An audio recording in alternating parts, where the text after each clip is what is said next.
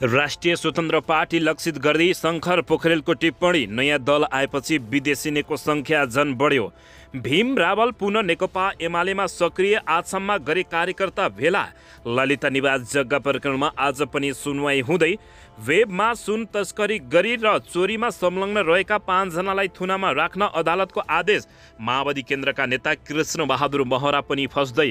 काङ्ग्रेस केन्द्रीय कार्यसमिति बैठक लाइभ गर्ने तीव्र तयारी। रूपान्तरण अभियानको प्रतिवेदन देउबाले बुझ्न मानेनन्। केन्द्रीय कार्यालयमा बुझाउने तीव्र तयारी। बालुवाटारमा सीता दाहालको श्रद्धाञ्जली सभा। राजनीतिक दलका नेतासहित भिआइपीको उपस्थित। माओवादीमा नेत्र विक्रम चन्द विप्लवको पराकम्प। वर्षमान पुन अनन्त र जनार्दन शर्मा बीच आपसी सहयोग गरेर जाने भयो समझदारी। सुकुम्बासी बस्ती हटाउने योजना सुनेपछि सिंहदरबार पछि अन्ततः बालेन्द्र शाह र गृहमन्त्री नारायण काजी सुरेशको भयो भेटवार्ता। के भयो त यसबारे सम्पूर्ण जानकारी। फोहोर मैला व्यवस्थापनबारे मन्त्री मोदी र मेयर बालेन्द्र शाह बीच भयो छलफल।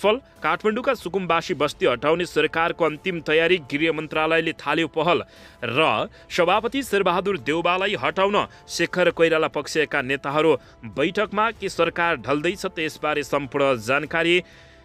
विजय कुमार गक्सेदार पक्राउ पर्न सक्ने। अब हेर्नुहोस् पुरा समाचार। दर्शकबिन नमस्कार। तपाईहरू यति बेला युआर नेपाली युट्युब च्यानल हेर्दै हुनुहुन्छ। दर्शकबिन यदि हाम्रो च्यानल युआर नेपालीसँग जे पनि सब्स्क्राइब गरेर जोडिनु भएको छैन भने सब्स्क्राइब गरी जोडिनुहोला। साथै सँगै रहेको बेल आइकनलाई दबाउन पनि नभुल्नुहोला।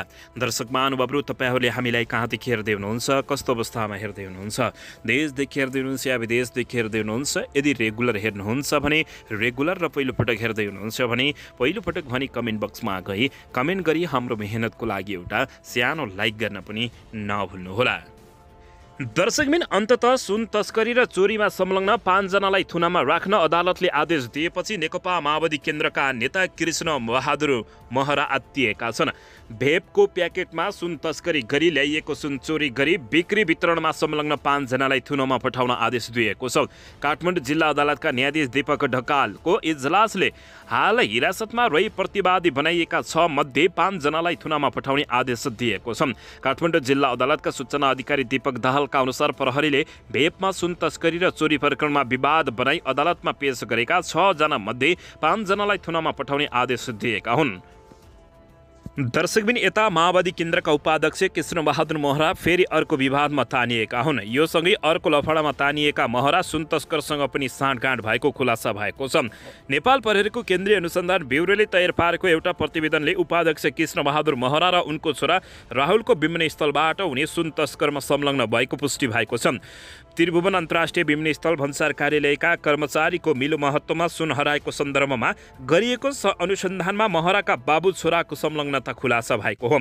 ई सिगरेट अर्थात् विद्युतीय चुरोटभित्र लुकाएर तस्करी गर्न लागेको सुन त्रिभुवन अन्तर्राष्ट्रिय विमानस्थलबाटै चोरी भएको घटनामा भन्सार कार्यालयका कर्मचारीका साथै महराका बाबु छोरा जोडिएका हुन्।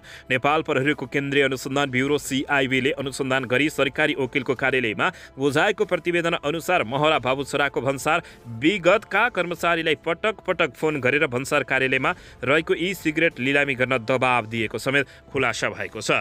दर्शक महानुभावहरू, अब भने यो हेर्न बाँकी छ कि प्रधानमन्त्री पुष्पकमल दाहाल प्रचण्ड गृहमन्त्री नारायण काजी सुरेशले के गर्लान् त अब यी बाउ छोरालाई। उनीहरू माओवादी केन्द्रकै नेता हुन्। दर्शक महानुभावहरू, यसबारे प्रतिक्रिया दिन नभुल्नुहोला। दर्शकबिन यसैबीच यता राष्ट्रिय स्वतन्त्र पार्टी लक्षित नेता शङ्कर पोखरेलले टिप्पणी गर्दै नयाँ दल आएपछि विदेशिनेको सङ्ख्या झन बढेको भनेका छन्। नेकपा एमालेका महासचिव शङ्कर पोखरेलले नयाँ दल आएपछि विदेशिने नेपालीको सङ्ख्या झन बढेको बताएका हुन्।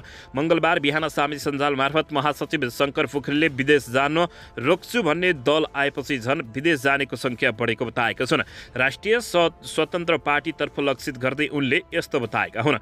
साथै उनले नेकपा एमाले सरकारमा आउँदा रोजगारीका लागि विदेशमा जाने घट्ने र सरकारबाट हट्दा बढ्ने तथ्यले देश बनाउन सक्ने पार्टी नेकपा एमाले हो भन्ने जनविश्वासलाई उजागर गर्ने समेत बताएका छन्। नेकपा एमाले सरकार आउँदा रोजगारीका लागि विदेशमा जाने घट्ने र सरकारबाट हट्दा बढ्ने थालेको तथ्याङ्क तथा देश बनाउन सक्ने पार्टी एमाले हो भन्ने जनविश्वासलाई उजागर गर्दछ। तर तथ्यहीन रूपमा पुराना पार्टीका कारणले विदेशिने बढे भनेर नेकपा एमालेलाई समेत जोड्ने प्रयास गर्नु कुप्रचार भएको भन्दै रवि लामिछानेले कटाक्ष गरेका छन्। विदेशमा गरिएकाहरूलाई देश फर्काउने भनिएकाहरूलाई गएको निर्वाचनमा जनताले लोकप्रिय मत दिए, तर उनीहरू राष्ट्रिय पार्टीका रूपमा नेपाली जनतामा उदाय भएपछि नै विदेशिनेको संख्या बढ्यो उनले बताएका छन्। जिम्मेवारी नेकपा एमालेले नै लिनुपर्ने हो र उनले प्रश्न गरेका छन्। दर्शकबिन यसैबीच यता नेपाली काङ्ग्रेस केन्द्रीय समितिको बैठक लाइभ गर्ने तयारी भएको छ। नेपाली काङ्ग्रेसले केन्द्रीय कार्य समितिको बैठक लाइभ गर्ने तयारी गरेको छ। पार्टी केन्द्रीय कार्यालयमा आज दिउँसो 1 बजेदेखि सुरु हुने बैठकको लाइभ गर्ने तयारी गरिएको हो। पार्टीको आधिकारिक फेसबुक पेजबाट बैठकको लाइभ गर्नका लागि प्राविधिक तयारी थालिएको कार्यालयका मुख्य सचिव कृष्ण प्रसाद पौडेलले जानकारी दिएका छन्। पार्टी सभापति शेरबहादुर देउवाको निर्देशन अनुसार तयारी थालिएको पौडेलले बताएका हुन्। लामो प्रयासपछि 1 वर्षको अन्तरालमा काङ्ग्रेसको केन्द्रीय समिति बैठक बस्न लागेको छ।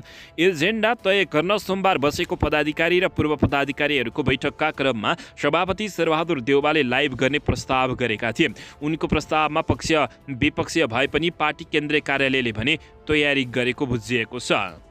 दर्शकबिन यता नेपाली काङ्ग्रेसले रूपान्तरण अभियानको प्रतिवेदन देउवाले बुझ्न नमानेको अवस्था रहेको छ। केन्द्रीय कार्यालयमा बुझाउने तयारी गरेको छ। नेपाली काङ्ग्रेस रूपान्तरण अभियानले 7 प्रदेश पुगेर नेता कार्यकर्तासँग छलफल गरी तयार गरेको काङ्ग्रेस रूपान्तरणको खाका मङ्गलबार पार्टी केन्द्रीय कार्यालय बुझाउँदैछ। सभापति शेरबहादुर देउवाले रूपान्तरण अभियानको प्रतिवेदन बुझ्न समय नदिएपछि अभियानले केन्द्रीय कार्य समितिको बैठक केन्द्रीय कार्यालयमा बुझाउन लागेको छ। पार्टीमा सभापति शेरबहादुर देउवा नेतृत्वको कार्यशैलीमाथि प्रश्न उठाउँदै पार्टीको निर्णय विपरीत काठमाडौँमा चरणबद्ध र देशव्यापी अभियान चलाएका रूपान्तरण पक्षधार नेताहरूले तल्ला तहका नेता कार्यकर्ताहरूसँगको संवादमा आधारित पार्टी रूपान्तरणको खाका सहितको प्रतिवेदन तय गरिएको बताएका छन्। उनीहरूले सो प्रतिवेदन बुझाउन सभापति शेरबहादुर देउवाको समय माग गरेका थिए। हामीले सभापति ज्यूको समय मागेका थियौँ, तर समय दिनु भएन। रूपान्तरण अभियानका संयोजक नेता गुरुराज घिमिरेले भने उहाँले समय नदिएपछि कमसेकम केन्द्रीय कार्य समितिमा छलफलको विषय बनोस् भन्ने ध्येयले पार्टी केन्द्रीय कार्यालयमा बुझाउने तयारी गरेको बुझिएको छ। दर्शकमन पार्टीबाट सत्याच्युत गर्नलाई शेरबहादुर देउवालाई गगनकुमार थापा लगायतका नेताहरूले निकै जोडबल गरेको जानकारी प्राप्त भएको छ। दर्शकबिन यसैबीच यता प्रधानमन्त्री पुष्पकमल दाहाल प्रचण्डले बालुवाटारमा भावुक हुँदै सीताले मृत्यु पनि निकै शान्त रोजेको बताएका छन्। प्रधानमन्त्री पुष्पकमल दाहाल प्रचण्डले पत्नी सीता दाहालको मृत्यु पनि निकै शान्त रोजेको बताएका हुन्। मङ्गलबार बालुवाटारमा आयोजित श्रद्धाञ्जली सभामा बोल्दै प्रधानमन्त्री प्रचण्डले सीता बिरामी भएपछि राज्यबाट कुनै सुविधा नलिकिन नै उनलाई उपचारका लागि आफूहरू हतारबाट लागि परिरहेको बताएका छन्। हरतर्फबाट लागि परिरहेको बताएका हुन्। उनले साथै अन्तिम अवस्थामा अस्पतालको आइसियु वा भेन्टिलेटरमा उनको पीडादायी मृत्युवरण देख्नुपर्छ कि भन्ने चिन्ता लागे तापनि बाँच्दासम्म सीताले अरूलाई पीडा नदिएको उनले बताएकी छन्। सीताले मृत्यु पनि निकै शान्त रोजिन्। 7:30 बजे अस्पताल लगेकोमा लगभग 8:30 मा उनी बिदा भइन्। सीताप्रति श्रद्धाञ्जली दिने सबैलाई धन्यवाद व्यक्त गर्दै प्रधानमन्त्री प्रचण्डले अस्पतालदेखि पार्टी कार्यालयसम्म र आर्यघाटदेखि बालुवाटारसम्म उनले पाएको सम्मान र श्रद्धाञ्जली उनको त्याग तपस्या र बलिदानप्रति जनताको न्याय र सम्मान भएको प्रधानमन्त्री प्रचण्डले बताएका हुन्। उनको मृत्यु प्रकट भएको जनअभिव्यक्ति र जनउभारले मलाई र मेरो परिवारलाई देश र जनताप्रति अझ ठूलो जिम्मेवारी बोध गराएको छ। प्रचण्डले शोकको घडीमा समाजका सबै क्षेत्र तह तबका र मित्र राष्ट्रसहित सबैजसो सरकार प्रमुखबाट प्राप्त सहानुभूतिप्रति आभार प्रकट गरेका छन्। साथै उनले सबैतिर पाएको साथले आफूलाई देश र जनताप्रति थप जिम्मेवारी हुन